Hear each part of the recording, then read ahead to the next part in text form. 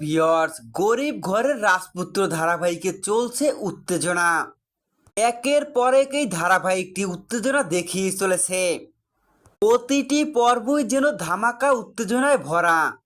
এবার ধামাকা নিয়ে সামনে এলো গরিব ঘরের রাজপুত্র ধারাবাহিক, যেখানে দেখা যাচ্ছে বৃষ্টিকে উচিত শিক্ষা দিল মেঘলা। মেঘলার হাতেই সবার সামনে জব্দ হলো বৃষ্টি। হ্যাঁ বন্ধুরা, এই ধামাকা পর্ব দেখার জন্য বিস্তারিত সম্পূর্ণ জানতে হলে ভিডিওটি না টেনে দেখতে থাকুন শেষ পর্যন্ত। ইতিমধ্যেই তো আমরা দেখতে পাচ্ছি অনেক বৃষ্টিকে নিয়ে কেনাকাটা করার জন্য আসে।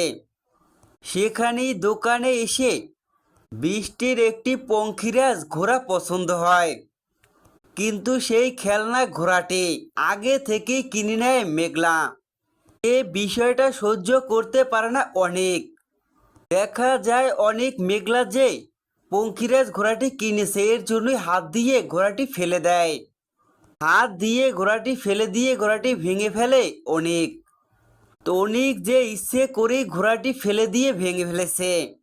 এ বিষয়টা তো বুঝতে পেরেই অনিকের উপরে প্রচণ্ড ক্ষেপে যায় মেঘলা।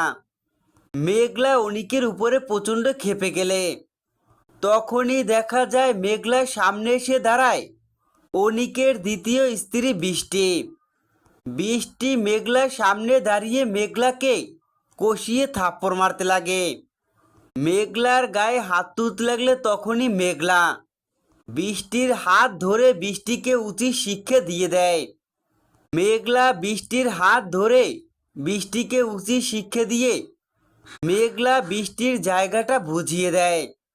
মেঘলা যে এখন বস্তির মেয়ে নয়, সালিমা বিল্ডার্সের মালিক মেঘলা। এভাবেই মেঘলা বৃষ্টির হাত ধরে বৃষ্টিকে উচিত শিক্ষা দেয়।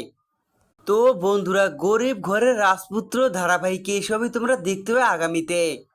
ভিডিওটি ভালো লাগলে অবশ্যই লাইক করে আর চ্যানেল সাবস্ক্রাইব করে পাশে থাকা বেল আইকনটি বাজিয়ে দাও। ধন্যবাদ।